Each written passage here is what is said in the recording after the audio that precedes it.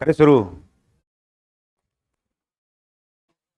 हाँ, क्वेश्चन ठीक है। क्वेश्चन ठीक है जी। ना भारी है ना हल्का है। हैं? मॉडरेट है ना।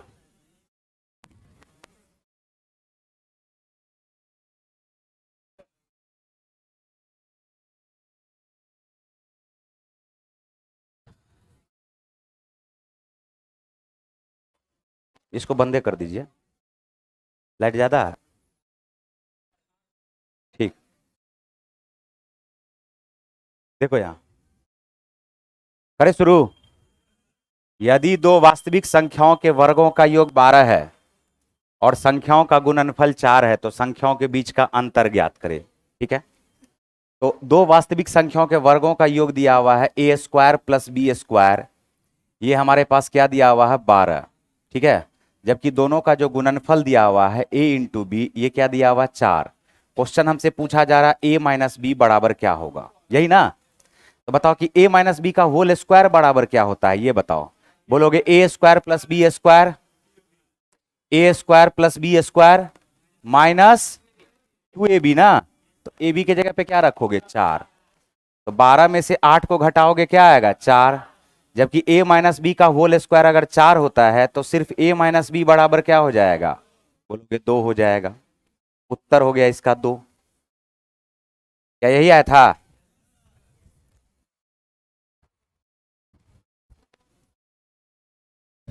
सिर्फ फार्मूला पे था।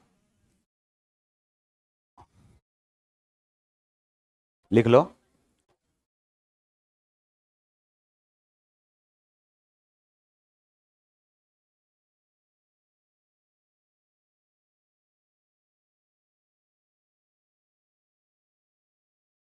बढ़े। a माइनस बी का होल स्क्वायर पे रख दोगे। a माइनस बी का होल स्क्वायर बराबर a square plus b square minus 2ab। तो a square plus b square दिया हुआ ही है, माइनस 2 इंटू ए बी की जगह पे 4 रखोगे। ठीक है। तो ये हो गया हमारे पास 4। ए माइनस बी का होल स्क्वायर अगर 4 है तो ए माइनस बी बराबर क्या आ जाएगा। अब पढ़ सकते हैं। देखो नेक्स्ट क्वेश्चन। देखो क्वेश्चन क्या कह रहा है कि एक कंप्यूटर का अंकित मूल्य है 80,000। दो क्रमिक छूटों के बाद यह 65,280 में बेचा गया। यदि एक छूट 15% है तो दूसरी छूट का क्या मान है। देखो साधारण तरीके से ही बनाओ। यहां पर बताओ कि 80,000 दिया हुआ है, ये 80,000 दिया हुआ है। 80,000 पर से 15% का छूट मिलेगा। कितना प्रतिशत का 15% का। तो 15 अट्ठे क्या होता है 120, क्या हो जाएगा बताओ 12,000 ना। तो 12,000 का अगर छूट मिलेगा, ये 15%, 15 अट्ठे 120 होगा, क्या ये 12,000 का छूट मिलेगा क्या। और अगर 12,000 का छूट मिल रहा है तो 80,000 में से पहले 10,000 घटाओ 70,000, 70,000 से 2 घटाओ, क्या ये 68,000 हो जाएगा क्या। बोलो। अब 68,000 पर से ऐसा इसको छूट मिला है, 68,000 पर से इसको ऐसा छूट मिला है, ये जो है ये हो जा रहा 65,280। 65,000 क्या हो जा रहा 280। या तो डायरेक्ट घटा दो, यानी तो रेशियो निकाल दो, यानी तो घटा ही दो। घटाने में ही क्या जाता बताओ। 68,000 से 65,000 घटाओगे 3,000। 3,000 में से 280 घटाओगे तो ये क्या 2720 होगा क्या बताओ। क्या 2720 होगा क्या। अब 2720 68,000 के रेस्पेक्ट में कितना परसेंट है, यही तो पता करना है। तो 68,000 यहां पर लिख दोगे 68,000 गुना क्या कर दोगे 100। प्रतिशत छूट कितना है, सॉल्व कर लो। 0 0 0 0 कट गया। 8 चौका 32, 6 चौका 24, क्या 4 बार में कट जा रहा है क्या। तो उत्तर आ गया 4%। दूसरा छूट क्या हो जाएगा 4% का। पहला छूट था 15% का। 80,000 का 15% होता है 12,000। 12,000 घट गया तो ये हो गया 68,000। 68,000 से कितना छूट दिया, यहां से जैसे ही घटाते हैं 65,280 को तो 2720 आता है। और 2720 68,000 के रेस्पेक्ट में कितना परसेंट है। तो जिसके रेस्पेक्ट में निकालना होता है उसको नीचे लिखते हैं, गुना क्या कर देते बताओ 100।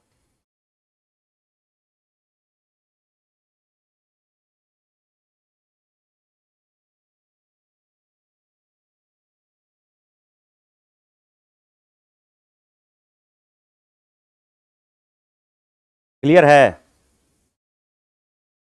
दूसरा छूट पूछ रहा था ये।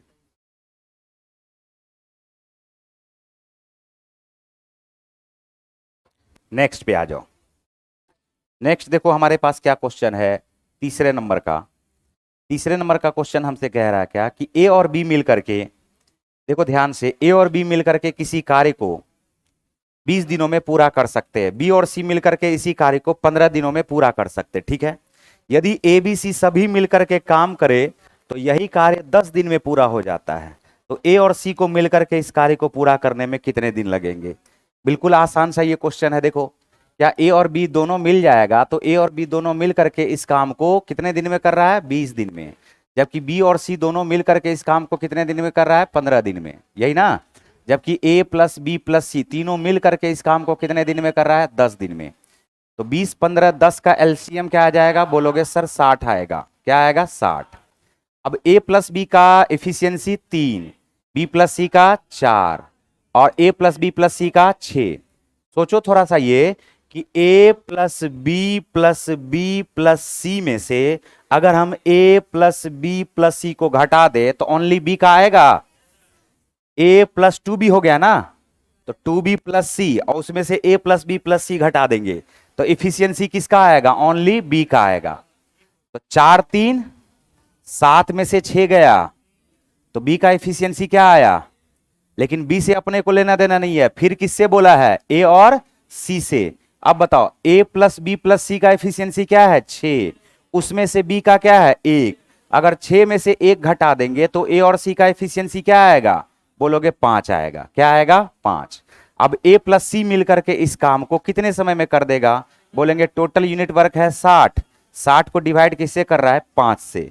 उत्तर आ जाएगा 12 दिन।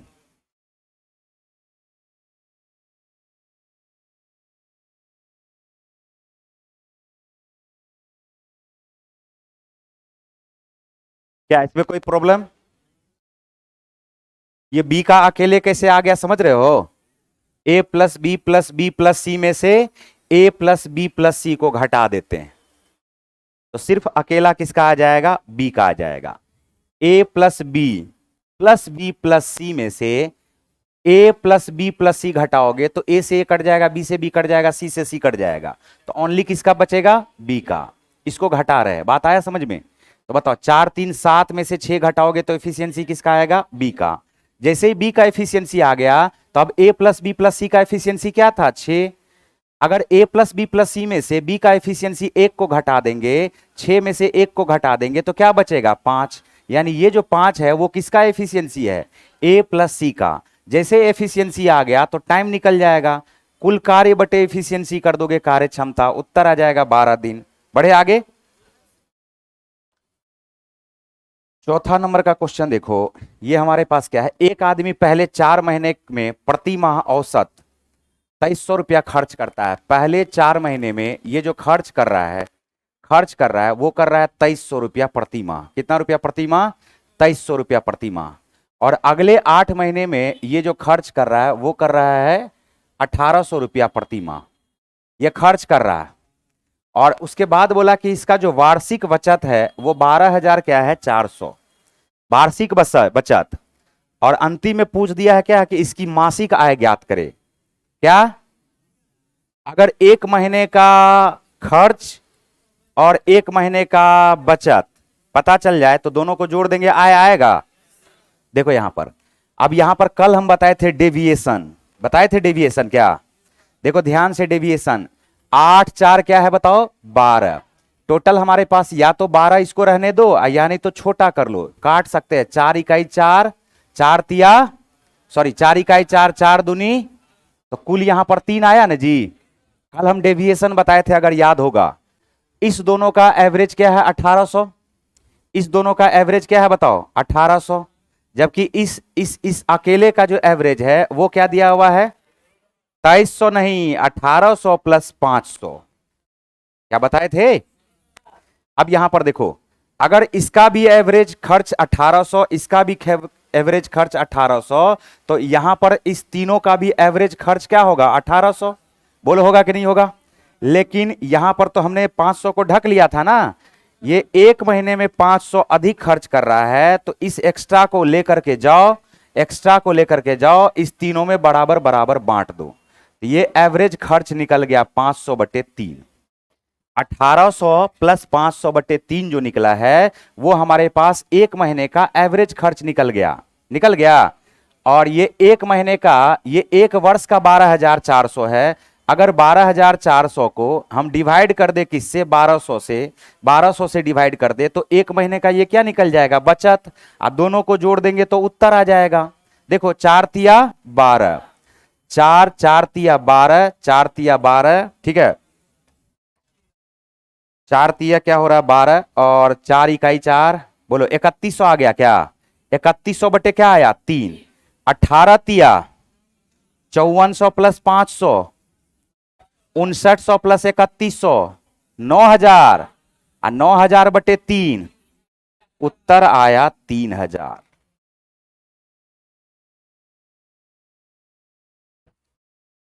क्या ये डेविएशन समझ में आया? एक बार और फिर से, पहले इसको उतार लो फिर स्पीड में बता देते हैं, बढ़िया से समझा देते हैं। लिखो इसको। ये असल में एलिगेशन से भी बना सकते हो, डेविएशन से भी बना सकते हो, एवरेज से बना सकते हो, जैसे इच्छा करे वैसे बना सकते हो। एलिगेशन जानते हो इसीलिए लगता है आसान है, लेकिन डेविएशन अगर जान जाओगे तो उससे भी ज्यादा आसान है। फिर भी बता देते हैं एलिगेशन से।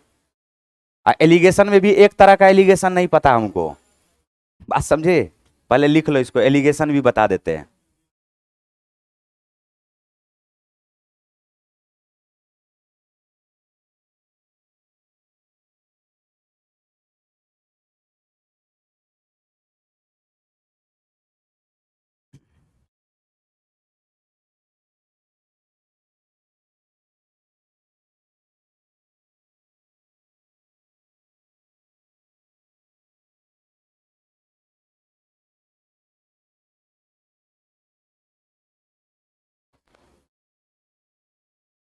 इधर लिख लिए हो क्या?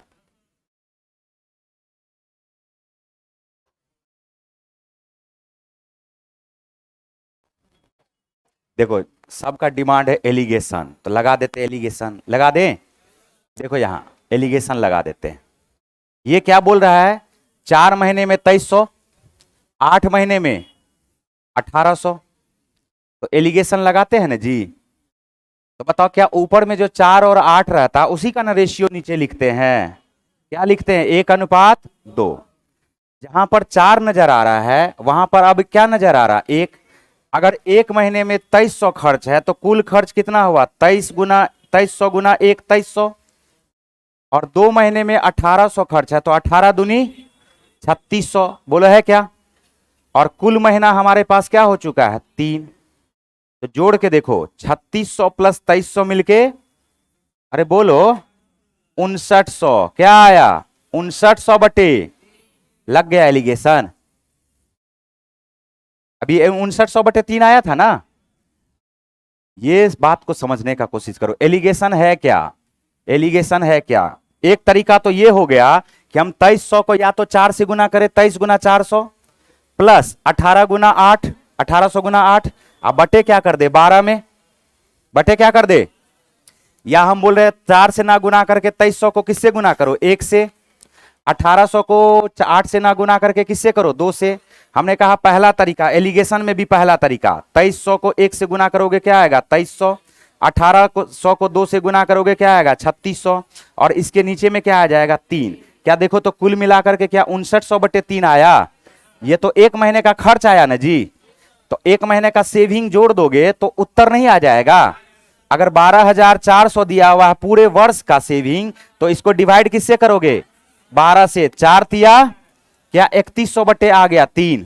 अब 3100 प्लस 5900 मिलके आ जाता है 9000। 9000/, ये पता है ना कि खर्च प्लस बचत मिलकर के इनकम आएगा, काट दोगे उत्तर आ जाएगा 300, 3000। चलो ठीक है, बढ़ेंगे आगे।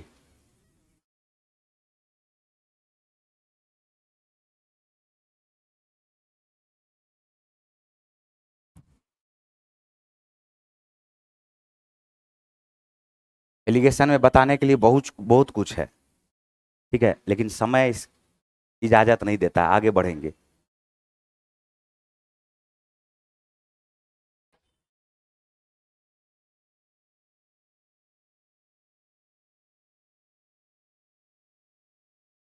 हो गया पक्का। देखो एक और बात बता देते हैं, रहा नहीं जाता है।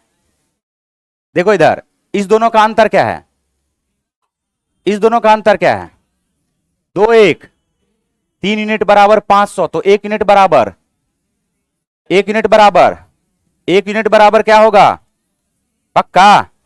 मीन मीन रेट पता है क्या, कि 1800 से ज्यादा होगा और 2300 से कम होगा। 1800 से ज्यादा होगा 2300 से, 1800 में सीधा 500/3 जोड़ दो। 18 तिया 5400 प्लस 500 5900।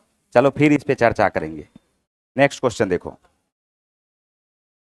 देखो इधर नेक्स्ट क्वेश्चन देखो, यहां पर बताते हैं। इस क्वेश्चन में बनाने का जरूरत नहीं है, क्वेश्चन एग्जाम में पूछा हुआ ये क्वेश्चन है, ऐसा नहीं है कि ये स्पेशली डाला गया क्वेश्चन है अलग से।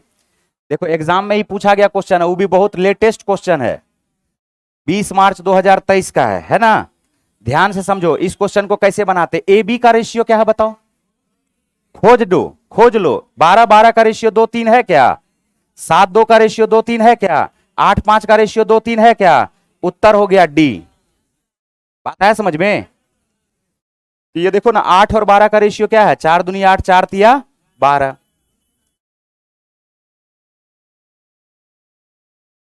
दो को में रहता तो दूसरा खोजते, बीसी का रेशियो खोजते, क्या खोजते 6 7।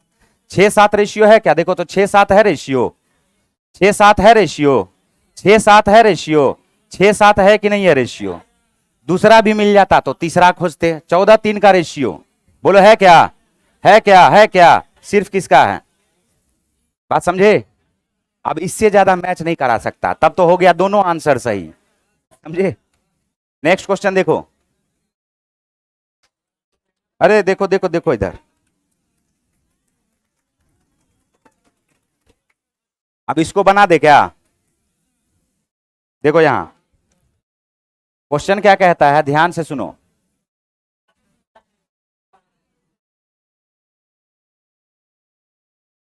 चलो क्वेश्चन को खोजना, आंसर को बाद में। देखो क्वेश्चन, क्या ये 1 + x, क्या 1 + x² हुआ क्या, -x² भी तो 1 + x² ही होगा ना।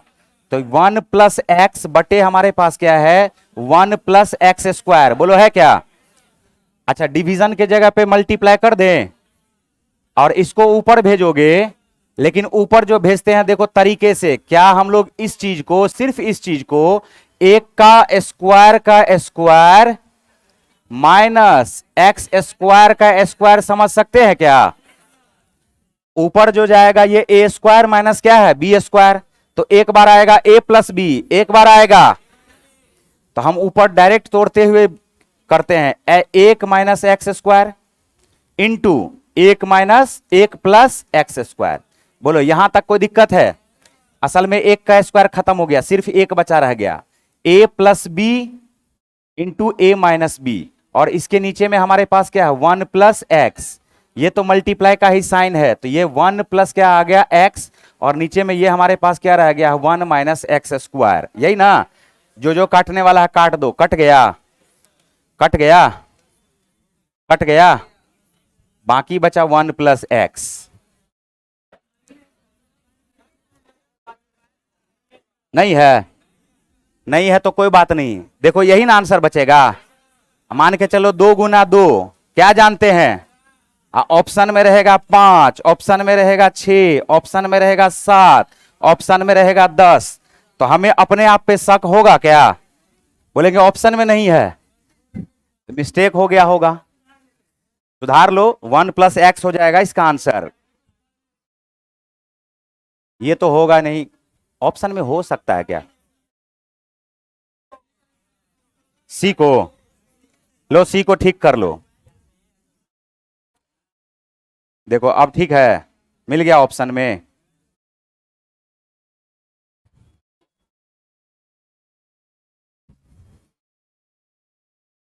या तो हो सकता क्वेश्चन में से मिसिंग कर गया होगा, नहीं। सिर्फ यहां पर क्या किया हम लोग, गुणनखंड करके काट दिए, ऊपर नीचे काट पीट मचा दिए। अगला क्वेश्चन पे आएंगे।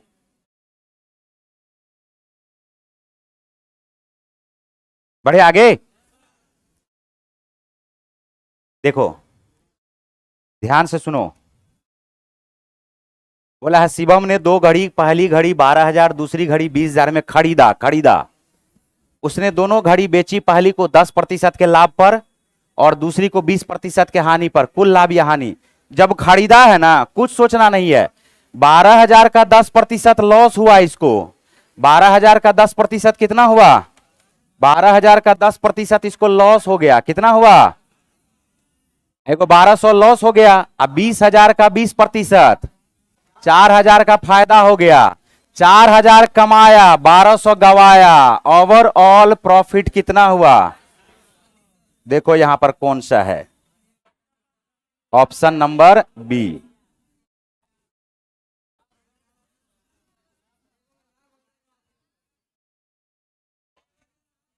अच्छा उल्टे लिख दिए क्या?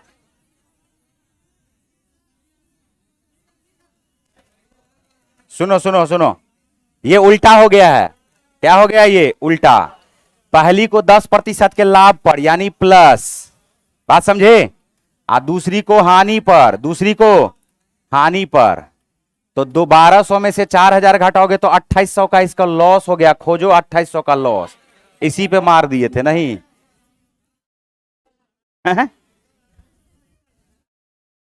अरे 2,800 हमें वही दिखा, 2,800 और कहीं नहीं दिखा, तो हम 2,800 को देखते हुए आंसर मार दिए।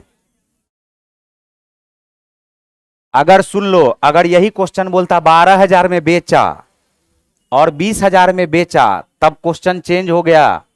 ये खरीदा ना जी, तो 12,000 में खरीद के लाया, 1,200 रुपया का प्रॉफिट कमाया। और 20,000 में खरीद के लाया, 4,000 का लॉस कमाया। तो 1,200 रुपया कमाया, 4,000 का लॉस हुआ, तो टोटल मिलकर 2,800 का तो हानि हो गया। अगर यही बात बोल देता 12,000 में बेचा, 20,000 में बेचा, तब उल्टा क्वेश्चन हो जाता। बताएंगे उस तरह का भी क्वेश्चन आएगा, तब वो भारी हो जाता। अगला क्वेश्चन देखो, देखो यहां पर शिवम एक पुस्तक के अंकित मूल्य पर 8/15 भाग पर बेचने पर 20% की हानि होती है। सबसे पहले बताओ कि ये अंकित मूल्य हमारे पास दिया हुआ, क्या दिया हुआ है? अंकित मूल्य अगर 15 लोगे तो सेलिंग प्राइस बेचा कितना में? 8 में ना। कितना में बेचा? 8 में। क्या आपको एक बात पता है क्या कि प्रॉफिट या लॉस हमेशा किसका रिलेशन होता है? सीपी और एसपी का, क्रय मूल्य का और विक्रय मूल्य का। 20% का जो फ्रैक्शन में वैल्यू होता है वो होता है 1/5। इसका मतलब होगा अगर 5 में खरीदा हुआ है तो एक लॉस पर बेच दिया, एक। अब 4 यूनिट किसको रिप्रेजेंट कर रहा है? 4 दूनी तो 5 दूनी। इसका मतलब कॉस्ट प्राइस होगा 10, मार्क प्राइस 15, सेलिंग प्राइस क्या होगा? क्वेश्चन पूछा है, क्वेश्चन हमसे क्या पूछा है? अंकित मूल्य और क्रय मूल्य का रेशियो। काट दो ना इसको, 5 दूनी 5 तिया। लेकिन क्वेश्चन में पहले अंकित मूल्य का जिक्र किया है ना, और कॉस्ट प्राइस का बाद में, तो उत्तर आएगा 3:2। 3:2:3 मत करना इसको, दूसरा है भी नहीं इसमें। क्या? चल लिखने दो इसको।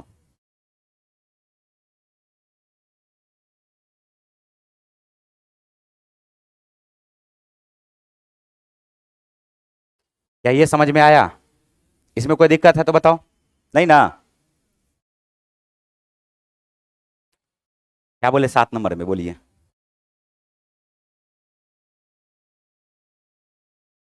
किसको रखते हैं? हाँ हाँ,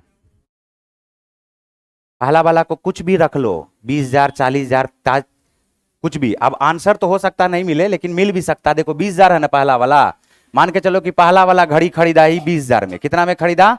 20,000 में। और दूसरा वाला घड़ी खरीदा कितना में? अब बोला है पहला वाला को 10% लाभ पर, तो पहला वाला को 10%, तो 20,000 के रेस्पेक्ट में तो 10% तो ये 1,000 ना होगा। और दूसरा वाला को बेच देता 20% के हानि पर, तो 12 दूनी 2,400 के हानि होता। तो 2,000 कमाया, 2,400 गवाया। उत्तर हो जाता इसका 400 हानि। और बोलो क्या मन में आ रहा है? बढ़े आगे। 9वां नंबर देखो जी, क्या फिर से वही क्वेश्चन आ गया? देखो x² y², x minus Y है ना, ये बताओ x square plus y square का जो वैल्यू आता है वो एक्स माइनस वाई के होल स्क्वायर प्लस 2xy आता है क्या, बताओ। तो x square plus y square का मान क्या होगा 29, और यहां पर 3 का स्क्वायर करोगे तो क्या आएगा 9। अब प्लस क्या दिया हुआ 2xy, 9 को बराबर के इस तरफ लाओगे तो ये क्या हुआ 20, 20 बराबर 2xy, जबकि क्वेश्चन पूछा है 4xy, तो हम इसी में 2 से गुना कर देंगे, इसी में 2 से गुना कर देंगे। क्या ये 4xy हो गया क्या, और 4xy बराबर किसके हो जाएगा 40 के।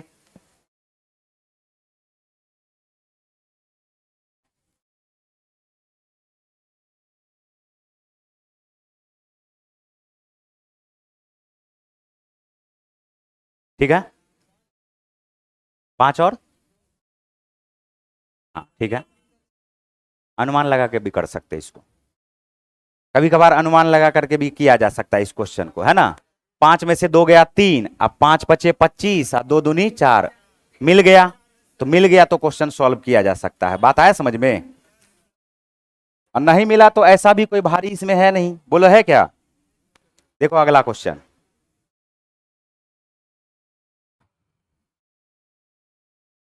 क्या ये लिख लिए,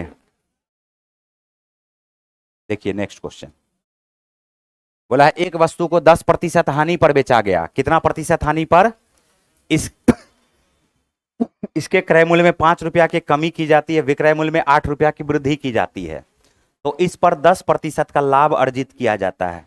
वस्तु का वास्तविक विक्रय मूल्य क्या है। सुनना मेरी बात को, पहले जब 10% का लॉस हो रहा था, कितना प्रतिशत का 10% का जब लॉस हो रहा था, तो बताओ कि कॉस्ट प्राइस और सेलिंग प्राइस का रेशियो क्या था। अरे 1/10 का लॉस होगा, अगर ये 10 में खरीदा होगा तो बेचा कितना में होगा, पक्का, बोलो इसमें कोई शक। बाद में इसको 10% का लाभ हुआ है, बाद में इसको क्या हुआ बताओ 10% का लाभ हुआ है, मतलब 10 का अगर कॉस्ट प्राइस होगा तो लाभ 1 होगा 11, बोलो हुआ है ना। अब ध्यान से सुनना, बोला है क्या कि 5 रुपया का पहले कमी किया गया, क्रय मूल्य में कितना रुपया का कमी, और विक्रय मूल्य में 8 रुपया का वृद्धि किया गया, लगा दो क्रॉस प्रोडक्ट, 110 90, अंतर बोलो 20, अंतर बोलो 20, 11 पचे माइनस में ना 10 अठे तो 80 और माइनस माइनस 55, यानी जोड़ना पड़ेगा, क्या 135 आ जाएगा क्या बताओ।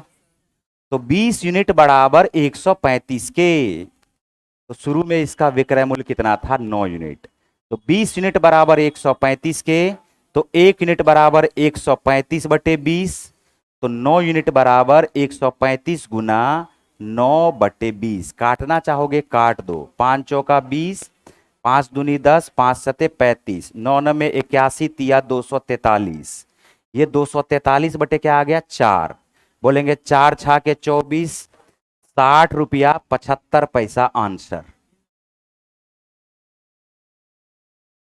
उधर से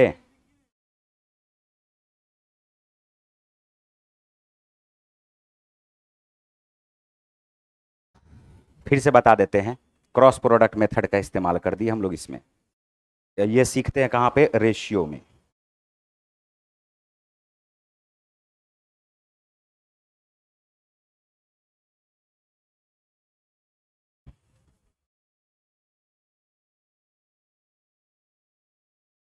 क्या ये बात आया समझ में, 10% का लॉस हुआ था, देखो यहां पर सीखो, 10% का लॉस हुआ तो 10 रुपया का चीज को ये कितना में बेचा 9 में, बाद में 10% का प्रॉफिट हो गया, 10 रुपया का चीज को कितना में बेचा, लेकिन ऐसा कब हुआ जब कॉस्ट प्राइस को 5 रुपया कम किया और सेलिंग प्राइस को 8 रुपया, तो रेशियो में पढ़े होगे क्रॉस प्रोडक्ट, ये 10 गुना 11, 9 गुना 10, अंतर आ गया 20, 11 पचे 55 माइनस में 10 अठे 80 प्लस में अंतर आ गया 135, 20 यूनिट 135 के बराबर, तो 9 यूनिट बराबर, जो नहीं पढ़े हो क्रॉस प्रोडक्ट मिटा दे इसको।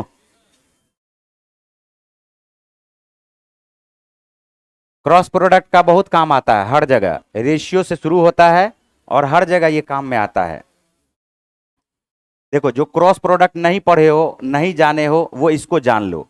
एक बात बताओ, जब 10% का हानि पर बेचा गया, 10% का हानि पर बेचा गया, तो क्या हम लोग इसको ऐसे लिख सकते हैं कि जो कॉस्ट प्राइस था, जो क्रय मूल्य था, वो हमारा 100x रहा होगा? बोलो, बोल सकते हैं? और जो सेलिंग प्राइस हमारा है, वो हमारा क्या रहा होगा बताओ? 90x रहा होगा। कोई दिक्कत इसमें? अब क्या किया है, अब यहां पर ध्यान से सुनो, कॉस्ट प्राइस में 5 रुपया कम किया। कितना रुपया कम किया? तो कॉस्ट प्राइस में कितना रुपया कम किया? कॉस्ट प्राइस में 5 रुपया कम किया। कॉस्ट प्राइस हम लोग 100x माने हुए हैं। कॉस्ट प्राइस में कितना रुपया कम किया? 5। और सेलिंग प्राइस में कितना रुपया कम किया? तो सेलिंग प्राइस में बोला है, सेलिंग प्राइस में 8 रुपया ज्यादा कर दिया। क्या कर दिया? 8 रुपया ज्यादा। यही किया ना? तो बोला है इसको प्रॉफिट हो गया है, इसको जो प्रॉफिट हो गया है वो हो गया 10% का। मतलब प्रॉफिट अगर 10% का हुआ होगा तो कॉस्ट प्राइस 100 रहा होगा, तो सेलिंग प्राइस क्या रहा होगा बताओ? 110। इसमें कॉस्ट प्राइस 100x माइनस 5 के, सेलिंग प्राइस 90x प्लस 8 के। ये बात तो समझ में आ रहा है ना? कॉस्ट प्राइस 100, तो इसमें सेलिंग प्राइस हम बोलेंगे दोनों बराबर कर दें। बोलो, दोनों बराबर कर दे। क्यों नहीं करेंगे बराबर? 10% का फायदा हुआ है ना? मल्टीप्लाई कर दो। देखो ध्यान से, मल्टीप्लाई कर दो। 11 को क्रॉस से मल्टीप्लाई करो। 11 गुना 100, 1100x आएगा क्या? माइनस 1100, 11 को करेंगे 5 से गुना, 11 पचे 55 बराबर 90x को 10 से गुना करोगे क्या? 900x आएगा क्या? बोलो। और 10 को करोगे 8 से गुना, 10 अठे 80। यहां तक किसी को कोई दिक्कत? अब 1100x में से 900x को घटा दोगे तो क्या 200x आएगा क्या? 200x बराबर 80 में इस 55 को बराबर के तरफ ले जाओगे तो क्या आएगा? 135। हमें निकालना क्या है बताओ? हमें निकालना है 90x। क्या निकालना है? तो हम ऐसा करते हैं, x बराबर लिख देते हैं, x बराबर 135/200, 135/200। और हमें जो निकालना है वो क्या निकालना है बताओ? 90x। तो क्या इधर भी 90 से गुना और उधर भी 90 से गुना कर देंगे तो निकल जाएगा 90x, क्योंकि विक्रय मूल्य पूछ रहा था ना। काट दो, 0 0 काट दो। क्या देखो, यही सेम कंडीशन आया था क्या पीछे? 135/20 गुना 9 ही आया था क्या? इसको सॉल्व कर लोगे, उत्तर क्या आ जाएगा? 60 रुपया 75 पैसा। जो क्रॉस प्रोडक्ट नहीं पढ़े हो उसके लिए ये, और जो क्रॉस प्रोडक्ट पढ़े हुए उसके लिए 3 सेकंड में उत्तर है। बात है समझ में?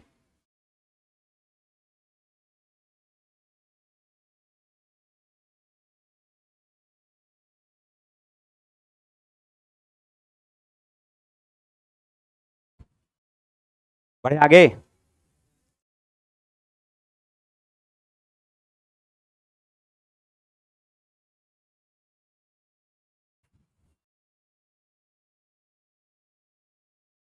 अरे ये तो समझ में आया ना? और समझने वाला तो क्रॉस प्रोडक्ट भी समझ गया होगा, उसका भी इस्तेमाल हम लोग बाद में करेंगे। देखो यहां पर ये हो गया क्या? मिटा दे इसको। देखो यहां क्वेश्चन पे ध्यान दो। ए 2 3, बी 5 के और सी 6 7 संरेख है, तो के बराबर क्या होगा? के बराबर क्या होगा? और देखो ये एग्जाम का ही क्वेश्चन, एनटीपीसी टीयर 1 7 अप्रैल 2016 शिफ्ट 3 का कोऑर्डिनेट ज्योमेट्री से ये क्वेश्चन है। ध्यान से सुनना मेरी बात को। अगर संरेख होगा तो त्रिभुज बनेगा क्या? संरेख होगा तो त्रिभुज बनेगा क्या? और जब संरेख होगा त्रिभुज नहीं बनेगा तो त्रिभुज का क्षेत्रफल क्या होगा? त्रिभुज का क्षेत्रफल क्या होगा? अब देखो ध्यान से सुनो, त्रिभुज का क्षेत्रफल निकालने के लिए या तो हम फार्मूला का इस्तेमाल करेंगे, जब तक में हम फार्मूला लिखेंगे तब तक में हमारा क्षेत्रफल आ जाएगा। लेकिन सीख लो यहां पर क्या है, कोई भी एक स्टार्ट करो। जैसे ए लिखते हैं हम लोग, ए लिखते हैं 2 3। ए कोऑर्डिनेट क्या है? 2 3। बी कोऑर्डिनेट क्या है बताओ? 5 और के। और तीसरा सी कोऑर्डिनेट हमारे पास क्या है? 6 और 7। तो जिसको पहले लिखे हो ना उसको एक बार फिर से लिख दो। एक बार क्या करो बताओ? फिर से लिख दो। लिख दिए? जिसको भी पहले लिखो, अगर 6 7 को ही पहले लिख दिए हो कोई बात नहीं है, 6 7 को फिर से लिख दो। जो भी चीज रिपीट, जो भी चीज पहले लिखे हो उसको रिपीट करके लिख दो। अब देखो क्या सब होता है, ध्यान से सुनो। हाफ इंटू ये मॉड में जाएगा। मॉड में इसलिए जाएगा कि जो भी चीज आएगा वो प्लस में आना चाहिए। देखो मल्टीप्लाई कैसे करते हैं? 2 के 2 इंटू के प्लस 7 पचे 35 प्लस 6 तिया, इन सारे को एक साथ जोड़ दिया। उसके बाद 5 तिया -15, 6 के -6 के, और 7 दूनी -14 कर दिए। अब ध्यान से देखो, ये जो क्षेत्रफल है वो किसके बराबर आना चाहिए? शून्य के बराबर आना चाहिए, क्योंकि त्रिभुज का क्षेत्रफल एक रेखा पर तो कभी नहीं बन सकता है। अगर संरेख होगा तो इस रेखा से कभी भी त्रिभुज बनेगा, और जब त्रिभुज नहीं बनेगा तो त्रिभुज का क्षेत्रफल क्या होगा? 0। इसीलिए हमने इसके बराबर में 0 रख दिया। अब ये जो 1/2 है, 2 उस तरफ जाएगा तो मल्टीप्लाई होकर के 0 खत्म, 2 उधर जाएगा मल्टीप्लाई होकर 0 खत्म। बोलो खत्म। 2k में से 6k को माइनस करो, क्या आया? -4k। बोलो ठीक है। 18 में से 15 को घटा दो, या 35 में से 15 घटाओ, 20 में से 14 घटाओ, 6 ना। 6 में 18 जोड़ो, क्या आया? तो ये मिलके हमारे पास 24 आया ना। अब ये हमारे पास क्या है बताओ? मॉड में है। ये बराबर किसके होगा? 0। बोलो होगा क्या? तो -4 के बराबर बाहर के आ जाएगा। तो क्या बाहर के बराबर आने पे क्या 4 के -24 बराबर 0 आएगा क्या? माइनस प्लस में बदल गया, प्लस किस में बदल गया? माइनस में। इस 24 को बराबर के उस तरफ भेज दो। तो बताओ 4k का मान क्या आ गया? किसके बराबर? 24 के। तो k का मान हमारे पास क्या आ जाएगा? 6। उत्तर आ गया 6।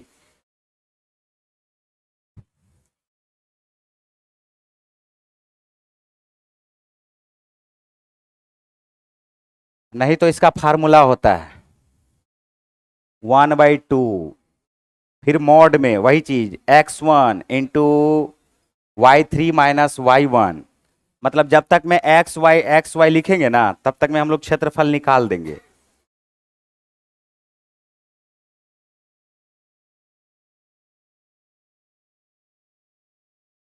किसको किसको 0 कर देंगे? कैसे 0 कर दोगे?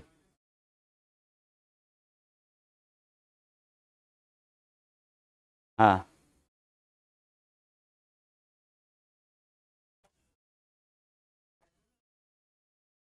चलो ठीक है, चर्चा करेंगे। कहाँ गया? ये क्या है जी? 7x, 7x प्लस क्या है? 1/3x बराबर 9। ओके, ये क्वेश्चन है ना। उसके बाद क्या है? 18x बटे 21x² -18x प्लस 1 बराबर क्या? यही ना। तो ये देखो बिल्कुल आसान क्वेश्चन है, सिर्फ खोजने का कोशिश करो कि मिल रहा है कि नहीं मिल रहा। तो इस बार क्वेश्चन में ही खोजते हैं। किसमें खोजते हैं? नीचे में क्या है?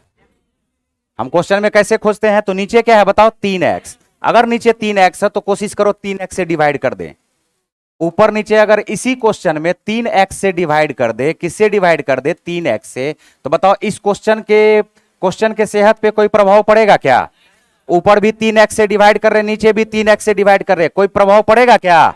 लेकिन क्वेश्चन हमारा बन जाएगा 18x को 3x से डिवाइड करोगे तो क्या आएगा बताओ? 6x। 21x² को 3x से डिवाइड करोगे 7x। 18x -6 plus 1/3x। बोलो यही आएगा। अब इतना दूर का मान देखो 9 दिया हुआ, यानी इतना दूर का मान क्या है? 9। ये x नहीं होगा, ये x नहीं होगा, x तो कट गया ना, ये x कट गया, ओनली क्या बचेगा? 6। तो ऊपर बचा 6, नीचे में ये 9 -6 3। उत्तर क्या आएगा? 2। इसमें तो कुछ करना भी नहीं पड़ा, स्क्वायर वगैरह भी नहीं करना पड़ा।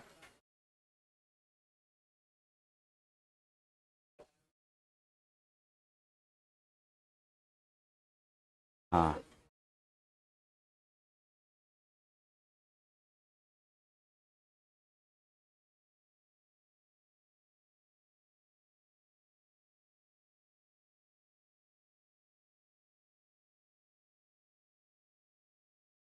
क्या ये हुआ? अगर उसमें देखो ये सब चीज तो होना ही चाहिए, ये तो आना ही पड़ेगा कि क्वेश्चन में भी हम लोग क्या करते हैं? चेंज कर देते हैं कभी कभी। और इस तरह का क्वेश्चन बहुत पूछता है, इसीलिए हम यहां पर क्वेश्चन में चेंज करके बता दिए। अगर इच्छा नहीं करे कि क्वेश्चन में नहीं चेंज करना है तो इधर से भी हो जाएगा। इसको हमने कहा कि ऊपर नीचे 3x से डिवाइड किए, क्यों? क्योंकि 1 के बटे में क्या है? 3x। और यहां पर देखो एक लिखा हुआ, एक के बट्टे में अगर 3x आएगा तो हमारा काम बनेगा। हर को हमेशा देख करके चेंज करते हैं। ऊपर में अगर 3x से डिवाइड करोगे तो क्या बचेगा 6। 21x स्क्वायर को 3x से डिवाइड करोगे तो क्या बचेगा ओनली 7x। 3x से अगर 18x को डिवाइड करोगे तो ओनली क्या बचेगा 6, और 1 प्लस क्या बचा 3x। तो हमने कहा कि हम तो इसको ऐसे लिख दिए ना जी, अगल बगल में हम इसको ऐसे भी तो लिख सकते थे कि 7x प्लस 1/3x माइनस क्या 6। अब इसके जगह पे 9 रख दोगे, 9 में से 6 घटाओगे तो 6 बटे क्या 3 आएगा। बोलो उत्तर क्या हो जाएगा 2। क्या इसमें कोई कंफ्यूजन लग रहा है क्या? इसमें कोई कंफ्यूजन लग रहा है? नहीं ना।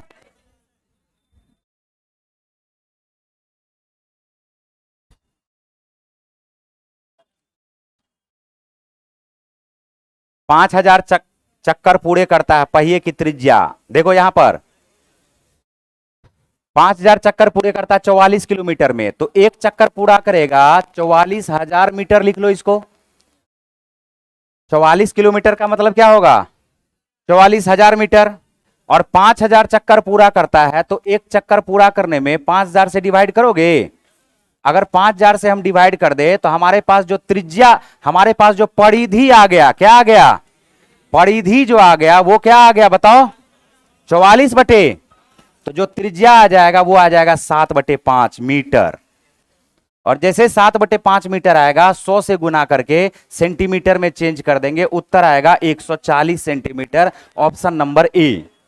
अब ये बोलोगे कि सर आप 2πr तो लगाए नहीं, लगाए क्या?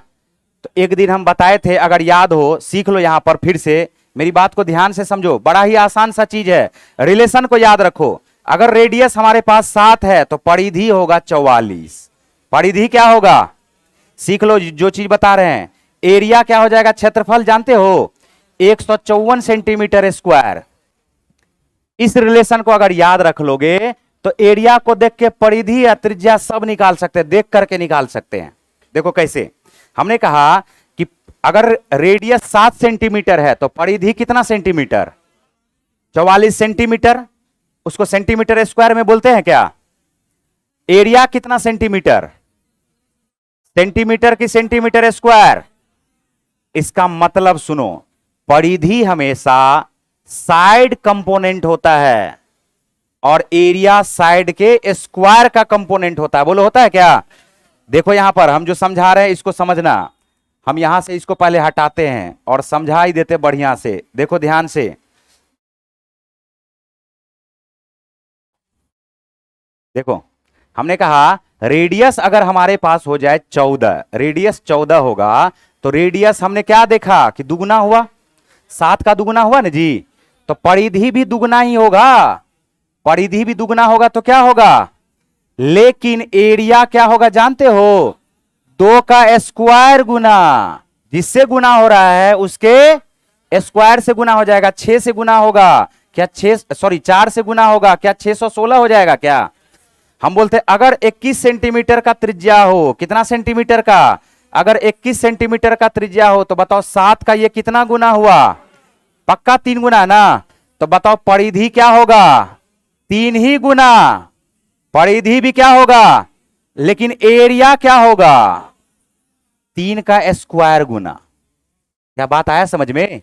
अब हमने ये कहा कि अगर 44 का 3 गुना करोगे तो क्या आएगा 132, और 154 का 9 गुना कर दो, 9 चौका 36, क्या हुआ 1386। क्या बात आ रहा समझ में? जो चेंज करोगे, जैसे हमारे पास अभी अभी जो क्वेश्चन आया था, अभी अभी इस क्वेश्चन पे देखो गौर करते हैं। 44 किलोमीटर 5000 चक्कर लगाता है तो 44,000 मीटर, 44,000 मीटर एक चक्कर में परिधि निकालते हैं ना हम लोग, तो 5000 से डिवाइड कर देंगे तो एक चक्कर में निकल जाएगा ना जी। अरे कोई चक्का एक चक्कर लगाएगा तो वही ना हुआ परिधि। तो ये 5000 चक्कर अगर लगाया तो बताओ इसका परिधि क्या निकला 44/5 मीटर ना, 44/5। अब बताओ इसका हमसे क्वेश्चन पूछा है रेडियस, रेडियस पे ध्यान देना। अगर ये परिधि हमारे पास 44/5 है, क्या है बताओ 44/5, तो ये बताओ सब लोग कि इस 44 का ये क्या हुआ 1/5 गुना हुआ ना जी। क्या हुआ ये नहीं हुआ, बताओ त्रिज्या क्या होगा? अरे त्रिज्या भी 1/5 गुना होगा। त्रिज्या भी क्या होगा? इसका मतलब क्या है कि त्रिज्या इसका क्या होगा? सीख पाए क्या? एरिया बताओ तो क्या होगा? बोलोगे सर 1/5 का स्क्वायर, 1/5 का। इसका मतलब है कि 154 को गुना किससे करना पड़ेगा? 1/, तो एरिया निकल गया इसका। क्या ये रिलेशन समझ में आया? और अगर ये रिलेशन समझ में आया तो देखना कि क्वेश्चन कितना आसानी से बनेगा। इस टाइप का क्वेश्चन सुपर 50 में बताए थे, ये बताए थे ना। लेकिन बताए थे तो बहुत लोग जल्दी मानता नहीं है। बहुत लोग जो है ना जल्दी एक्सेप्ट नहीं करना चाहता चीजों को, समझे। लेकिन जब एक बार एक्सेप्ट कर लोगे तो देखना कि कितना ज्यादा, हम उसमें कितना टाइम लगाए। हम तो देखते हुए जैसे बोले 44/5, तो त्रिज्या तुरंत बोल दिया ना 7/5। अगर बताओ 7/5 मीटर है तो इस क्वेश्चन का आंसर क्या हो जाएगा? अगर 7/5 मीटर है ना ये 7/5, अगर ये 7/5 मीटर है तो सेंटीमीटर में चेंज कर देंगे। और सेंटीमीटर में चेंज करने के लिए किससे गुना करेंगे? बताओ तो 20 पंचे 100, उत्तर क्या 140 सेंटीमीटर आएगा? बताओ। इसका फोटो खींच लो जल्दी से, लिखने में टाइम लगेगा। ये रिलेशन को समझ लेना बहुत ही ज्यादा जरूरी है। कुछ कुछ चीज जब हम लोग करते हैं, कुछ कुछ चीज सीखते हैं तो वो स्पीड आपका बढ़ाता है। ठीक है,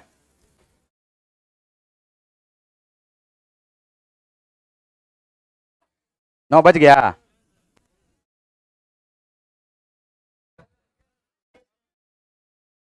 नौ बज गया तो खत्म कर देते 5 मिनट में।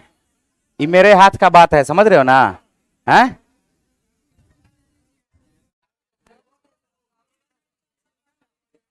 इजी इजी है। देखो यहां क्वेश्चन पे ध्यान दो, 14 नंबर का क्वेश्चन। 14 नंबर का क्वेश्चन देखो, sine d plus cos d पूछा ना, उसका भी स्क्वायर है। तो साइन डी का मान है 3/5, तो कॉस डी का मान डायरेक्ट हो जाएगा। कैसे, समझ गए ना? 3, 5 और 4 क्या बनाता है? ट्रिपलेट बनाता है। इसीलिए 3, 4, 5 क्या बनाता है? ट्रिपलेट। बात खत्म, बात खत्म। दोनों को जोड़ दो, sine d plus cos d, दोनों को जोड़ दोगे 4, 3, 7/5। इसका स्क्वायर बोलो जल्दी, 49/5। उत्तर आया सी। आ गया?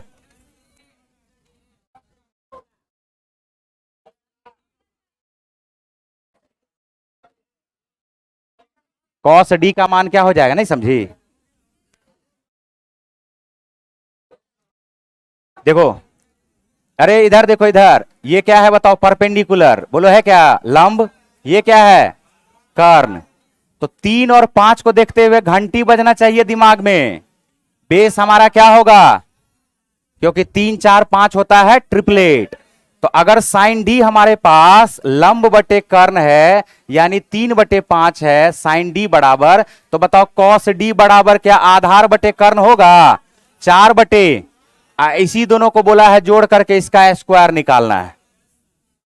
4, 3, 7/5 का स्क्वायर। नेक्स्ट क्वेश्चन देखो, देखो यहां पर ये 1 + 10 स्क्वायर थीटा है जी। तो 1 + 10 स्क्वायर थीटा तो पहले से आ जाएगा क्या? सेक स्क्वायर थीटा के, पता है क्या?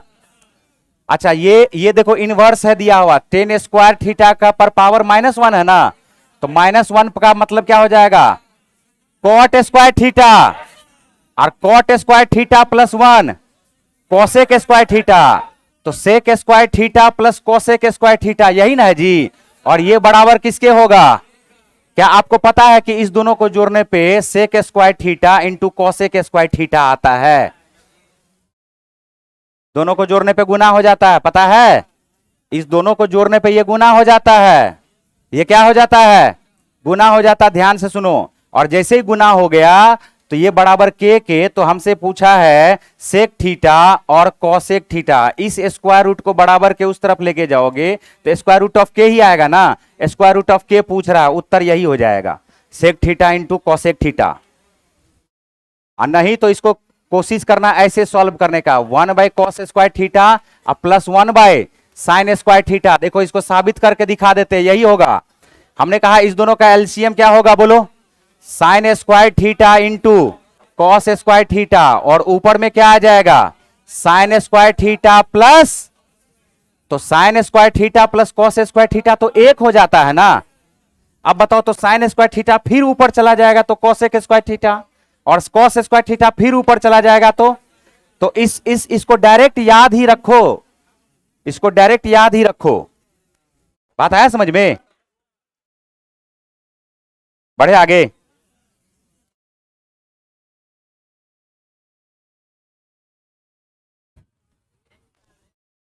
ये तो फार्मूला है, नहीं है?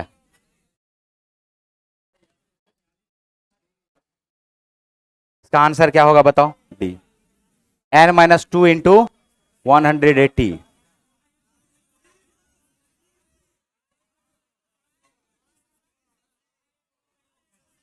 बाह्य बाह्य कोणों का योग है। अच्छा,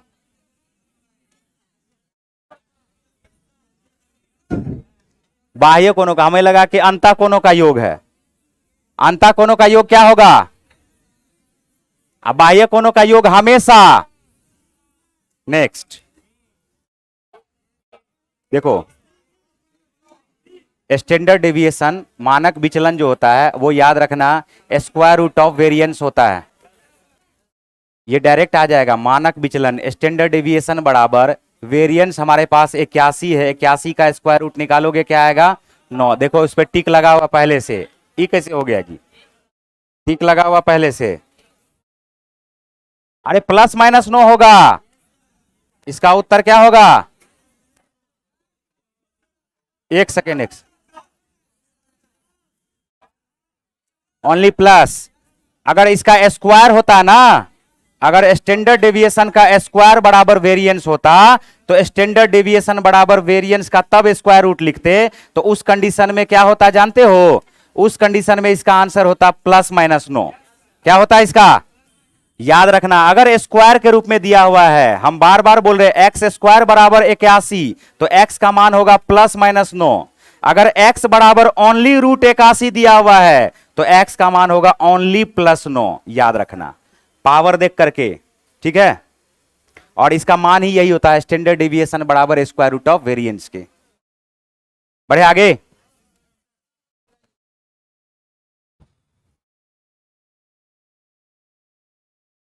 कहा जा रहा है x पर पावर 80 प्लस x पर पावर 40 प्लस 5 को x पर पावर 8 प्लस 1 से विभाजित करने पर शेष फल। तो x पर पावर 8 प्लस 1 बराबर 0, x पर पावर 8 प्लस 1 बराबर क्या मान लो, तो बताओ x पर पावर 8 बराबर क्या होगा, -1 के ना। x पर पावर 8 बराबर क्या हो जाएगा बताओ, -1 के ना। तो जैसे ही -1 के बराबर आ जाएगा तो ये जो क्वेश्चन हमारे पास है x पर पावर 80, क्या x पर पावर 8 पर पावर 10 लिखेंगे क्या x पर पावर 8 पर पावर 5 लिख सकते हैं क्या। और यहां पर ये हमारे पास क्या है 5।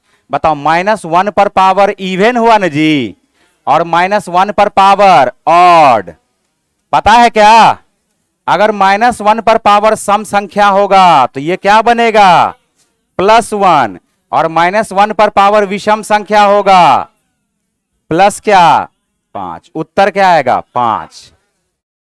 तो विषम और सम दोनों को देख करके -1 पर पावर सम हमेशा 1 होगा, और -1 पर पावर विषम हमेशा क्या होगा -1 होगा।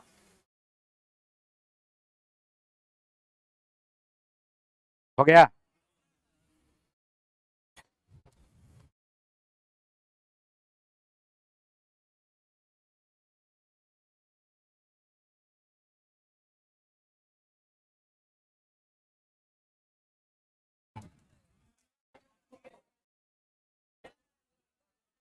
तुम लोग को दिख रहा है क्या, नहीं दिख रहा है उसमें, देखें,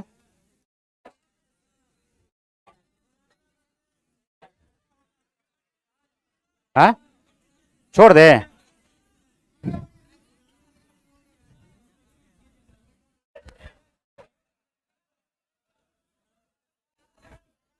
अरे देखो जी, इधर देखो, ये है ना, इसमें एगो जादू दिखा है।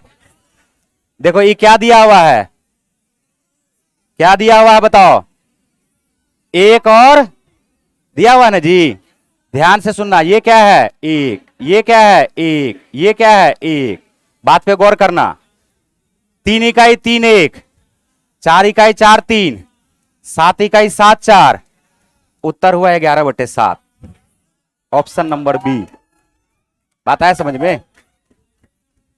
है